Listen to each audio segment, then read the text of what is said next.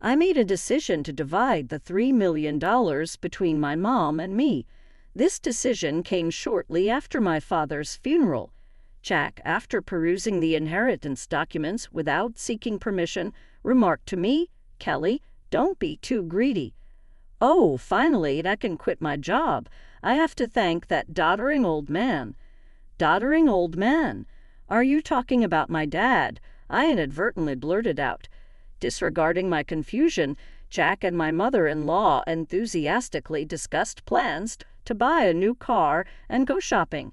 Faced with this unexpected turn of events, I could no longer contain my emotions. I was on the brink of exploding. Burdened with household chores, asked for money, and to top it off, they insulted my father. I didn't want to live with Jack and my mother-in-law anymore. Suppressing my anger, I forced a smile and replied, "Sure, feel free to use the money as you and my mother-in-law please. I am Kelly Cohen, a 38-year-old housewife working alongside my husband. My parents were doctors who ran a well-reputed clinic in our hometown. As an only child, I was showered with love. After graduating from the School of Pharmacy, I secured a job at a major pharmaceutical company. Although my parents were disappointed I didn't become a doctor, they respected my decision. 10 years ago, my mother unexpectedly died in an accident, leaving me and my father devastated. During those difficult times, Jack, then my boyfriend, supported me. We met through a mutual friend, and 2 years after my mother's passing, Jack proposed. Jack was an ordinary salaryman in the food and beverage industry. Despite earning significantly more, I believed we could overcome any difficulty and be a happy couple. My father was overjoyed when I told him about our engagement. "I've heard how Jack supported you, Kelly. Thank you so much. Please continue to take care of her," he said. Facing my father, Jack stood straight and promised, "I will make her happy." Standing next to Jack, I was enveloped in feelings of happiness. The following week, we went to Jack's family home to announce our marriage. His mother, with flashy makeup and divorced from Jack's father, evaluated me rudely. "Marriage, huh? You're Jack's choice, are you? Isn't she a plain choice for you? And she's older, right? Wouldn't a younger and prettier girl be better for you?" Jack quickly retorted, "Mom, you know, in pharmaceuticals, right? Kelly works there. Her father is a doctor and runs his practice." I expected Jack to praise my character, but instead he emphasized the financial advantages. Hearing this, his mother's expression changed to one of satisfaction. "Oh, Jack, you should have told me such important things earlier. That changes everything. I happily approve of the marriage. Nice to meet you, Kelly." "Thank you." After gaining approval for our marriage from Jack's mother, Jack was overjoyed. However, I couldn't shake off a sense of unease, despite things going smoothly and our decision to get married. When we were about to register our marriage, my father, a doctor and real estate investor, gifted me an apartment in a luxury building in New York City. "Dad has given me this apartment as a wedding gift, but it's our new home. Let's live here happily and peacefully together," I told Jack. Jack smiled happily, and thus our married life began. However, after getting married, I realized something unsettling. Jack, who had lived with his parents until then, was almost incapable of doing household chores. He couldn't cook, didn't know how to use the washing machine, and showed no interest in learning. He would leave his garbage scattered around, not bothering to throw it away. While I wanted to diligently share household responsibilities, Jack's careless attitude increased my dissatisfaction. In the first year of marriage, I took on all the household responsibilities, despite some complaints, given that we were still in the honeymoon phase. But with the exhaustion from work and struggling to keep up with chores, I reached my limit. In our second year, I decided to have a serious talk with Jack about sharing household duties. I bravely expressed my dissatisfaction. To my dismay, Jack responded without gratitude or reflection, saying, "I'm tired from work too. You're much better at chores than I am. It's better if you do them since I'm not good at it." Dismissed just like that, Jack hardly helped with the chores, and I continued to bear the brunt of our household responsibilities. But that wasn't the only problem. After marrying Jack, I discovered his mother also had some peculiar ideas. Jack wasn't very interested in seasonal events, so I decided to send a quality scarf and carnations to his mother for Mother's Day. Despite choosing a nice scarf from a department store, his mother called me sounding displeased. She criticized the scarf, saying it wasn't from a famous brand and was absurd to send such a no-name item. I tried to explain its quality, but she wouldn't listen, insisting she wanted items from a very famous luxury brand. Stunned, I reported this to Jack when he returned home, but instead of empathizing, he said, "What? It's just being just. Do as she said." Jack didn't take my side, and from then on, we started giving her cash as she demanded. Moreover, by our 5th year of marriage, she began visiting our home frequently, always finding reasons to ask for money. Jack, without any complaints, would always smile and give money to his mother. Even though I had a job, Jack's income was limited and small, making our daily life just barely manageable. Desperation led me to dip into our savings to cut living expenses.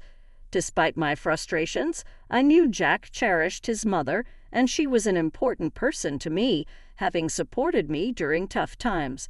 She's the mother of someone important to me, and with that thought, I endured. Now, in our 8th year of marriage, I continue to handle all the household chores and keep giving money to my mother-in-law. One day, during this routine, my father, whom I hadn't seen in a while, unexpectedly called me.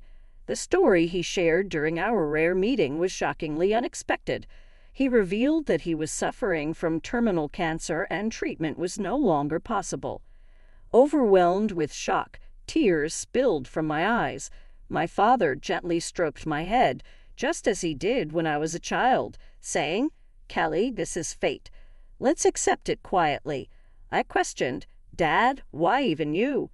Thus my days became a juggling act of work, household duties, and now visits to my father's hospital. While work allowed some flexibility, managing the household was not easy. When I told Jack I would be caring for my father, he showed no reaction or willingness to help. "Well, it's tough with your father's sudden condition." "Please do your best," was the only thing Jack said. He visited my father in the hospital only once. I was so preoccupied with my father's care that I had no time to spare for Jack. If I had time to worry about Jack, I wanted to prioritize my father. One day, as my father lay in his hospital bed, he suddenly asked me, "Kelly, how is your marriage with Jack going?" Caught off guard, I found myself thinking about Jack's attitude at home and his mother's behavior. I couldn't answer properly. Seeing my hesitation, my father seemed to understand and spoke to me, "Kelly, you don't have to endure. Think about your happiness.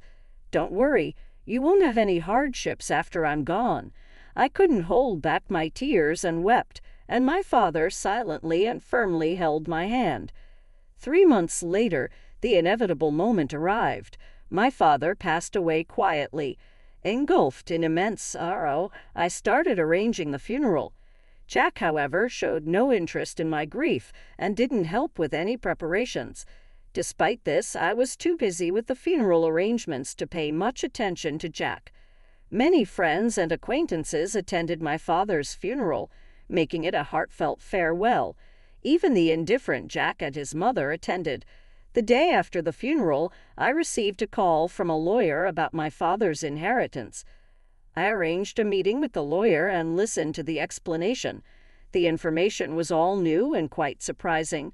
After deducting taxes like inheritance tax, my father's estate amounted to over $3 million. He had not only earned income as a doctor but also made real estate investments, leaving behind such a vast fortune, all of it to be inherited by me, his only daughter. Wrapped in surprise and gratitude, yet trembling at the thought of handling such a huge amount of money, I proceeded with the inheritance process. After returning home, I spread out the documents received from the lawyer on my desk, reading through them. Exhaustion overwhelmed me, and I ended up dozing off on the sofa for a short while. When I awoke, I heard the cheerful voices of Jack and his mother from afar. "Huh, Jack and Mother, too. When did you come?" I spoke, confused.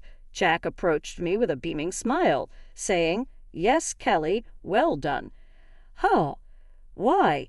Confused by his sudden excitement, I noticed the documents in Jack's hand. They were the inheritance papers I had received from the lawyer. "Wait, don't just read those without asking." Shocked and angry at Jack for looking through the documents without permission, I raised my voice at him.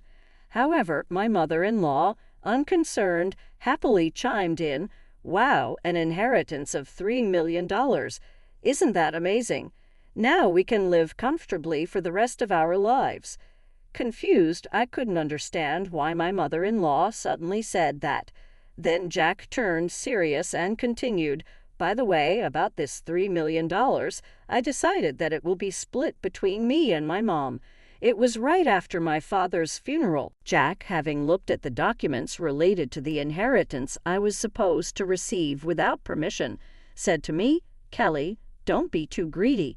Oh, now I can finally quit my job. I have to thank that doddering old man." "Doddering old man? Are you talking about my dad?" I accidentally said it out loud. "Well, anyway, let's proceed with the inheritance process and get the money into our joint account as soon as possible." Ignoring my confusion over this sudden turn of events, Jack and my mother-in-law were excitedly talking about buying a new car and shopping. At that moment, I couldn't hold back my emotions any longer. I was on the verge of exploding. Being burdened with household chores, asked for money, and to top it off, they insulted my father. While holding back my anger, I replied with a forced smile, "Sure, use the money. You and my mother-in-law, please." "As you wish." Hearing this, my mother-in-law, seemingly satisfied, said cheerfully, "That's the spirit, Kelly. Quick to agree. Now, make sure you work hard and earn money. I don't want our savings to decrease, so work hard." I just nodded and pretended to listen to her selfish words. Afterward, Jack and my mother-in-law began living as if they had lost their minds, consuming money lavishly. Jack quickly quit his job, and my mother-in-law practically moved in with us, staying at our house constantly. They would leave in the morning, returning with luxury brand items they had splurged on. The 3-star restaurant we went to today wasn't as great as I expected. Yes, it was a bit underwhelming for us, the sophisticated ones. They had conversations as if they had become wealthy celebrities while dumping all the housework on me as if I were a maid. Jack seemed to think my father's inheritance would come through immediately. He carelessly withdrew money from our joint account, and my savings of $100,000 dwindled rapidly. When I protested their excessive spending, Jack just laughed it off. "What are you talking about? Isn't $3 million coming soon? Then this kind of spending is no big deal," he said. I warned him. I've already stopped it, but Jack completely ignored me. Then, a month later, Jack and my mother-in-law suddenly left for a trip to Hawaii. I wasn't invited and was left alone at home. After seeing them off, I decided to take action. About a week later, while I was relaxing at home, I heard a loud knock on the door, wondering what was happening. I glanced at the intercom monitor and saw Jack and my mother-in-law, both dressed in Alava shirts, standing at the front door. "What do you want?" I asked calmly and coldly. With anger, Jack yelled, "What are you even talking about? Why won't the door open?" Seeing Jack and my mother-in-law confused as to why the door wouldn't open, I confidently answered through the intercom, "Well, I changed the locks on the door, so of course it won't open." "What? Why?" "Let's talk over this calmly at the nearby cafe." "Please go ahead. I'll join you shortly," I suggested. Jack and his mother, after shouting in front of the entrance, seemingly realized it was futile and soon headed to the cafe. Once I confirmed they had left, I made my way there. Arriving at the cafe, I saw Jack and his mother, who had arrived earlier, waiting in a state of fury. "Hey, what's this about?